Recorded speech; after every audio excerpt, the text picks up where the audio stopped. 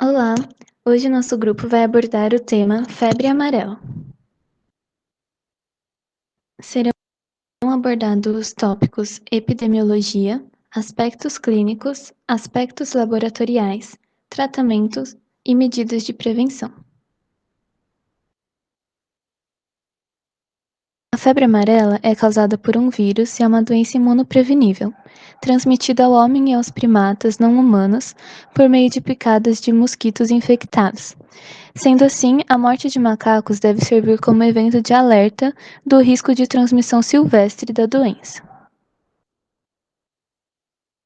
Existem dois ciclos de transmissão, o silvestre e o urbano.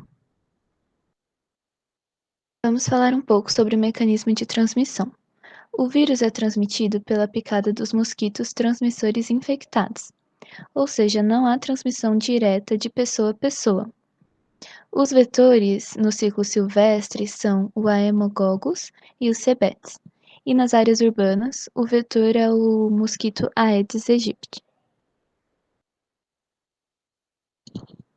Atualmente, a febre amarela silvestre é uma doença endêmica da região amazônica.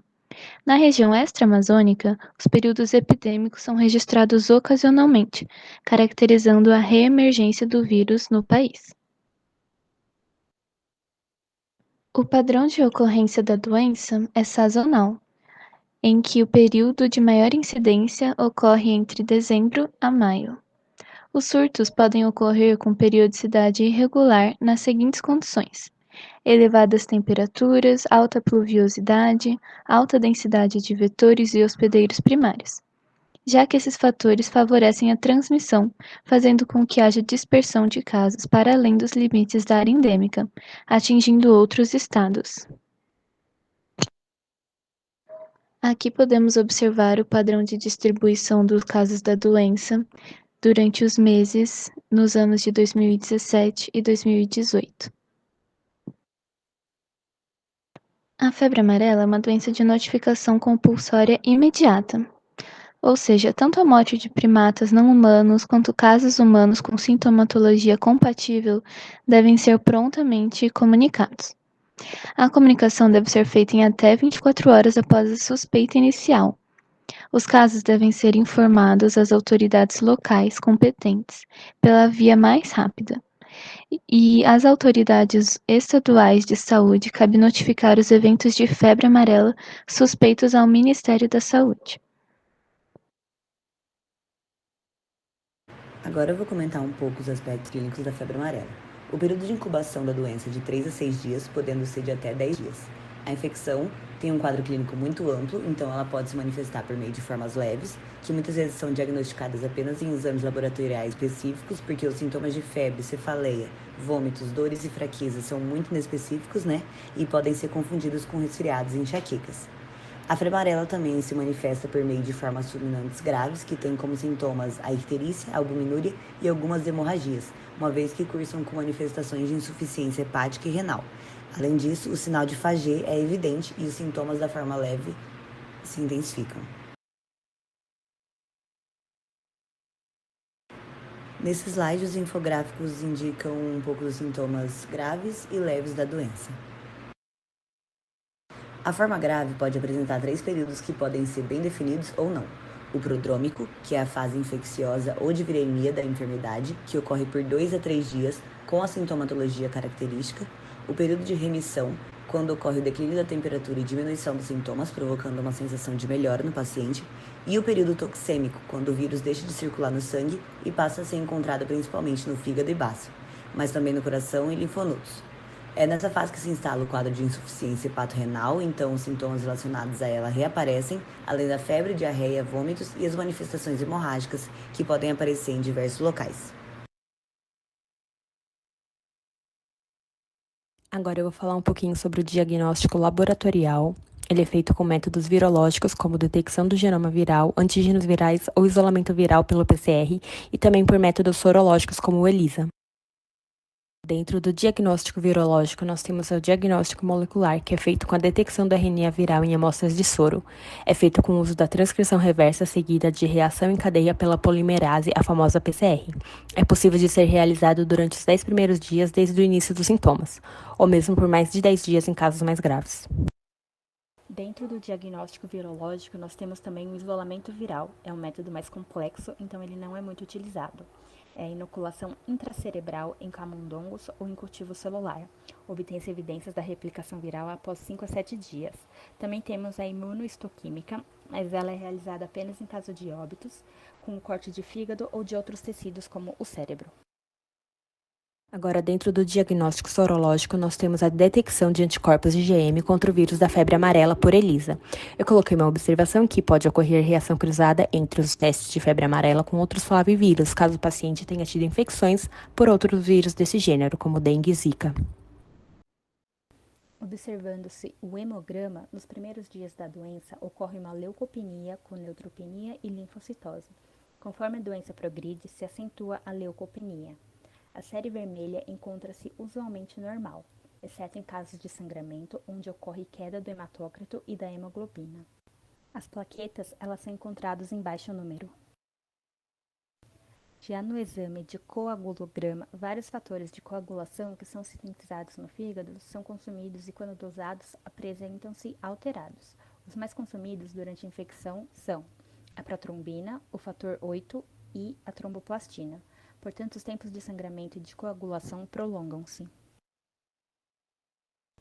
Falando um pouco da bioquímica agora, as aminotransferases ou transaminases como AST e ALT apresentam-se aumentadas, sendo que os níveis de AST são maiores que o de ALT, e isso é usado para distinguir a febre amarela de outras hepatites virais. Encontramos também um aumento da bilirrubina direta, principalmente. Ocorre aumento do colesterol e da fosfatase alcalina. Ureia e creatinina também são substâncias muito elevadas no paciente. Já no exame de urina, encontramos hemácias e bilirrubina, mas o que mais chama atenção é a proteinúria, que é a proteína na urina. Pode ocorrer alteração na densidade da urina também. Agora eu vou falar um pouco sobre o tratamento. Como não há um tratamento específico para a febre amarela, ele é apenas para controle dos sintomas. Então, geralmente é indicado dipirona ou paracetamol para controle de febre e dor, e é necessário fazer hidratação oral e repouso. Caso apareçam sinais de gravidade dos sintomas, como icterícia, febre alta por mais de 4 dias, hemorragias e oligúria, pode ser necessária hospitalização em UTI para reduzir complicações e até óbitos. Também devemos atentar para o fato de que o tempo de coagulação nesse paciente já pode estar aumentado em decorrência da diminuição de plaquetas e de fatores da coagulação. Assim, como o ácido acetil salicílico inibe a agregação plaquetária, ele deve ser evitado porque pode favorecer o aparecimento de manifestações hemorrágicas.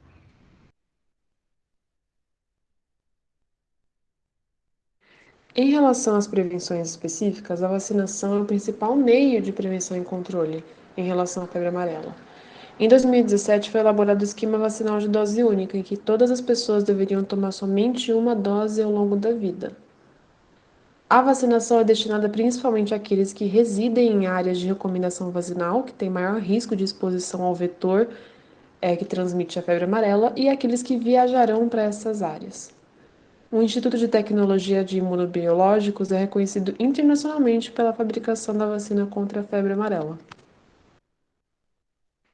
Em relação à vacinação, existem algumas curiosidades, como, por exemplo, as vacinas são produzidas a partir do vírus da febre amarela atenuado, enfraquecido, incapaz de produzir a doença.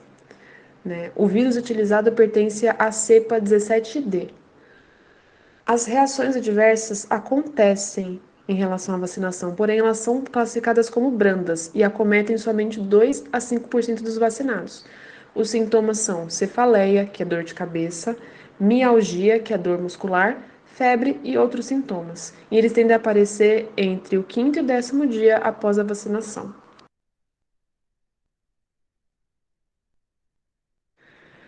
Apesar da vacinação constituir o principal meio de prevenção em relação à febre amarela, alguns indivíduos não podem receber a dose. Dentre eles estão os indivíduos menores de 9 meses de idade, mulheres amamentando crianças menores de 6 meses de idade, pessoas com alergia grave ao ovo, pessoas HIV positivo e que têm contagem de células CD4 inferior a 350, pessoas em tratamento com quimioterapia ou radioterapia, portadores de doença autoimune e pessoas submetidas a tratamentos com imunossupressores.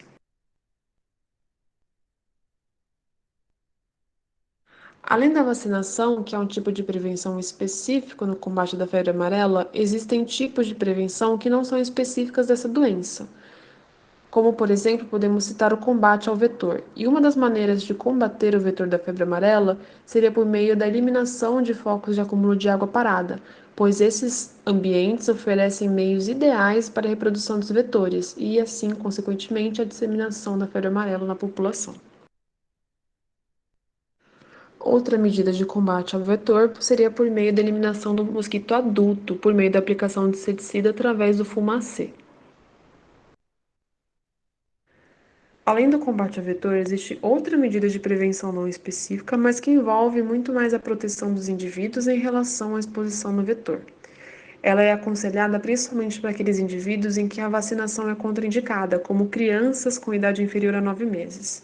E ela consiste basicamente no uso de repelentes de aplicação direta sobre a pele e a manutenção de pessoas sob mosquiteiros ou em locais protegidos, com portas e janelas fechadas ou protegidas com tela.